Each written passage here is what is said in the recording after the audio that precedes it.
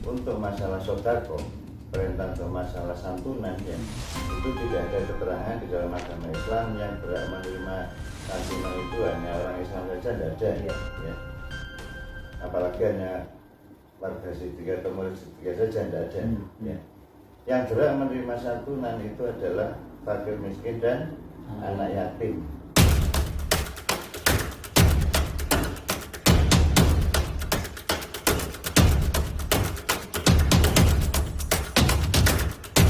Assalamualaikum warahmatullahi wabarakatuh. Salam berkat rahmat Allah yang Maha Kuasa.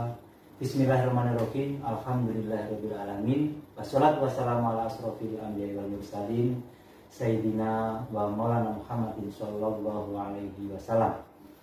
Bapak Ibu yang dimuliakan Allah, alhamdulillahirabbil alamin. Atas berkat rahmat Allah yang Maha Kuasa, pada malam hari ini kita melanjutkan dialog kita untuk menyongsong, menciarkan santunan nasional dalam rangka mensyukuri Maulidin Nabi Muhammad SAW dan hari ulang tahun Dilal Berkat. Alhamdulillah atas berkat rahmat Allah pada malam hari ini kita bisa berbincang-bincang dengan Bapak Wali Talqin, Bapak Edi Setiawan. Assalamualaikum warahmatullahi wabarakatuh. Salam berkat rahmat Allah yang Maha Kuasa. Salam bertemu kembali dengan seluruh warga Siddiqiyah di seluruh Indonesia ataupun juga di luar negeri, dan juga kepada siapapun yang ikut menyaksikan acara ini ya. Ini memang di dalam ajaran Siddiqiyah ya Mas Gus, mungkin sedikit tadi karena sudah dikenalkan Mas Gus, saya aktif di beberapa organisasi dan keaktifan itu sebenarnya lebih kepada masalah sisi keilmuan ya. Ada sisi keilmuan yang kaitan kajian kebangsaan, ada yang kaitan dari sisi ilmu sifatnya lahir maupun sifatnya batin. Nah, sehingga kalau kita amati aktivitas Siddiqiyah sendiri itu ada, kalau disederhanakan, dua macam. Satu itu adalah yang terkait dengan ibadah ritual ya, yaitu seperti masalah fikir ya, mendoakan bangsa kita ini ya, atau kemudian juga puasa atau sholat sunnah yang diajarkan oleh beliau Bapak Kiai Muhammad Mukhtar Mukti. Juga selain itu adalah ibadah sosial. Nah, di dalam ibadah sosial atau kaitannya, kalau tadi ibadah ritual itu kaitan keimanan ya, ibadah sosial itu kaitan kemanusiaan, itu memang kegiatan-kegiatan di Siddiqiyah ini tidak ada berhentinya ya. Tidak ada berhentinya karena saling terkait, sambung menyambung, dan itu terus menerus ya di dalam kurun waktu 1 tahun itu, sehingga memang umur kita atau usia kita ini benar-benar menjadi lebih manfaat karena di situ menjadi memiliki nilai-nilai keimanan dan nilai-nilai kemanusiaan ya. Sehingga kalau misalkan sekarang ini kurang sekitar 7 atau 8 hari menjelang santunan nasional, ini memang persiapan untuk santunan nasional, baik pun dalam masalah survei ya, survei dari siapa yang disantuni, kemudian juga masalah penggalangan dananya gitu ya, dan nanti juga persiapan untuk seremonialnya dan lain sebagainya. Ini memang kalau dilihat cuma tinggal 1 minggu itu memang waktunya singkat. Tetapi karena semangat dari warga Thariqah Siddiqiyah di dalam menjalankan santunan nasional ini ya, dan juga kesadaran yang tinggi dari warga mensyukuri hari lahir Nabi Muhammad SAW, waktu 1 minggu itu mencukupi untuk bisa mempersiapkan acara santunan. Bukan hanya kita bicara survei saja, kita harus melihat benar-benar yang memang berhak yang mana ya. Dan itu tidak lagi bicara yang menerima itu adalah hanya yang beragama Islam saja, enggak, karena perintah masalah sodako, perintah untuk masalah santunan ya, itu tidak ada keterangan di dalam agama Islam yang berhak menerima santunan itu hanya orang Islam saja, tidak ada ya. Apalagi hanya warga Siddiqiyah atau murid Siddiqiyah saja, tidak ada ya. Yang berhak menerima santunan itu adalah fakir miskin dan anaknya. Dan ini nanti masing-masingnya kita bisa ulas Mas Gus, karena mungkin ada perbedaan-perbedaan pemahaman dengan yang dari umum ya, sehingga surveinya sendiri ini relatif tidak mudah ya. Kemudian belum lagi bicara tentang penggalangan dana dari warga Siddiqiyah atau simpatisan yang memang mau untuk mengikuti atau ikut serta di dalam masalah santunan. Kemudian juga belum mempersiapkan dari sisi seremonialnya, karena ini nanti rencananya seluruh fakir miskin dan anak yatim yang akan disantuni itu memang kita undang di dalam acara seremonial itu, kita gembirakan gitu ya. Dan kemudian disitulah selanjutnya kita ajak berdoa bersama seluruh Indonesia dipimpin oleh beliau Bapak Kiai Muhammad Muhtar Mukti, yang doa itu salah satunya ditujukan untuk selamatnya bangsa kita, ya selamatnya negara kita, dan juga untuk kejayaan Indonesia. Kita perlu sampaikan kepada warga Siddiqiyah ya, ini Ya. sebuah fakta ya, sebuah fakta yang perlu kita sampaikan. Ada beberapa banyak hal yang disampaikan Pak Yai. Di antaranya belum menyampaikan hati-hati, waspada, waspada, waspada, itu satu. Ya. Memang tidak dijelaskan mau ada apa, tapi belum menyampaikan waspada. Ya. Indonesia, Ya. Indonesia mungkin tidak sedang baik saja, mungkin Ya. mungkin satu. Yang kedua, baru tadi siang Mas, itu diulang lagi. Ya. Diulang lagi dengan waspada. Nah, Ya. maksud santunan nasional itu bukan hanya untuk diri kita, Ya. bukan hanya untuk keluarga kita, bukan hanya untuk keluarga Siddiqiyah, Ya. tapi ini juga untuk bangsa dan negara. Ya. Nah, jika disambungkan ini untuk bangsa dan negara, sementara bangsa dan negara ini menurut Pak Yai waspada.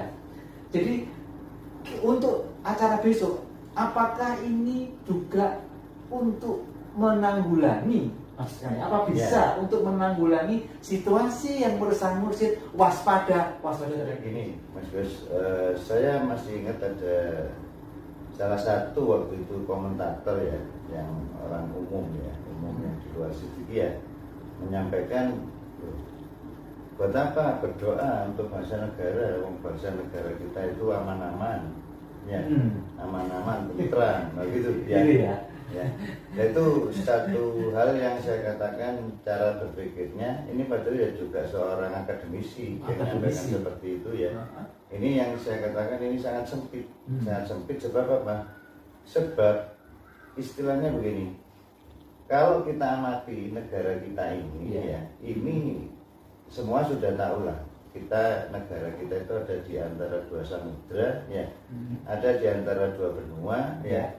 Dan juga ada di antara dua ideologi dulu itu ya, ideologi komunis dan ideologi kapitalis. Dan kemudian di Indonesia inilah yang kalau kita amati, misalkan satu contoh ya, Plato filosof itu pernah mengatakan ada potongan surga, kan gitu. Oh ya, Plato pernah. Ada potongan surga, yang itu sebenarnya dimaksud adalah Atlantis. Banyak ilmuwan-ilmuwan menganggap bahwa Atlantis itu ya di lautan Atlantik sana. Tapi ketika penelitian dari Profesor Dr. Santos dari Brasil ya, dan itu sudah ada terjemahnya bahasa Indonesia, tebal bukunya tentang Profesor Dr. Santos dari Brasil ini meyakini Atlantis itu ada di negeri Indonesia ya. Lepas dari pro kontra tentang negara Atlantis, tapi kalau kita melihat potongan surga, misalkan ya, dalam frame frase potongan surga, maka itu sebenarnya tidak salah kalau Indonesia itu memang potongan surga. Apa yang tidak ada di sini? Kalau katanya lagunya Gus Plus dulu ya, tongkat dan batu jadi istilahnya apa yang ditanam itu akan sangat mudah tumbuh. Itu bicara tentang tanaman. Berapa banyak tanaman di jenisnya di Indonesia, berapa banyak buah-buahan di Indonesia, berapa kemudian kalau kita bicara tentang apa namanya mineral-mineral ya, bahan-bahan tambang ya, sumber daya alam kita ya, bicara terkait dengan alamnya, tumbuh-tumbuhannya, hewannya ya, sehingga boleh dibilang apa, negara kita ini negara yang memang faktanya sangat kaya, sehingga siapa sih yang tidak tergiur ya, tidak ngiler ya, untuk apa? Untuk ingin menguasai Indonesia itu tidak bisa diingkari mulai dulu ya. Mulai bicaranya itu adalah sebelum Masehi ya, sampai sesudah Masehi dan seterusnya di dalam tahun-tahun kerajaan itu, dan sampai sekarang ini tetap menjadi incaran. Ya. Ya. Dan memang cara di dalam mengincar dan cara di dalam menguasai ini pun bermacam. Ada yang menguasai melalui bisnis atau ekonomi, ada yang menguasai melalui paham atau ideologi, ya. Ada yang ingin menguasai melalui jalur religi keagamaan, ada yang ingin menguasai dari jalur politik. Ya. Nah, sehingga bagaimanapun kita ini sebagai bangsa Indonesia jangan pernah apa istilahnya mengurangi kewaspadaan, ya, bahwa negeri kita ini negeri yang tetap akan diminati oleh negara-negara yang lain yang punya banyak kepentingan terhadap negara kita.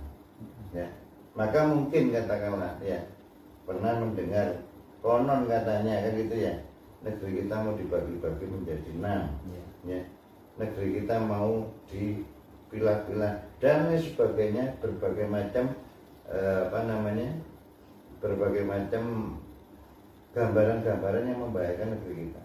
Belum lagi bicara tentang ideologi, ya, adanya itu eka-eki, ya, istilahnya itu eka-eki itu yang sayap kiri dan sayap kanan, ya.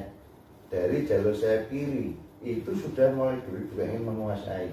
Dari jalur sayap kanan, jalur yang mengatasnamakan agama, ini juga mau menguasai, ya. Nah, maka kalau misalkan ini tidak diwaspadai, ya, itu akan mengkhawatirkan yang namanya negara kita, negara kesatuan Republik Indonesia, ini kan bisa digoncang, ya, bisa digoncang dan juga bisa dirongrong. Ya. Ini bicara tentang bahaya nyata dan juga bahaya laten. Apakah dari sisi ekonomi, dari sisi politik, dari sisi ideologi dan sebagainya. Kita dalam posisi kita ini, seandainya misalkan kita mau mengikuti sejarah bangsa kita atau kita mau menggali informasi-informasi, maka itu adalah sebuah hal yang bukan paranoid, ketakutan yang tidak beralasan. Nah, disinilah kemudian ya kita oleh beliau Bapak Kiai Muhammad Mukhtar Mukti yang kita punya keyakinan beliau yang wawasannya luas, pandangannya jauh ke depan, dan beliau juga mungkin menerima informasi-informasi baik secara lahir maupun secara batin, itu melihat adanya unsur-unsur atau hal-hal yang membahayakan bagi bangsa kita. Menjadi satu hal yang wajar, ya, mengapa beliau mulai sedini mungkin murid, ya, di sini di Sidikiyah, mulai anak masih kecil-kecil ini sudah dididik tentang masalah cinta tanah air. Ya. Masalah dididikkan masalah cinta tanah air, masalah toleransi antar umat beragama dan sebagainya, dan sering beliau menyampaikan bahwa apa?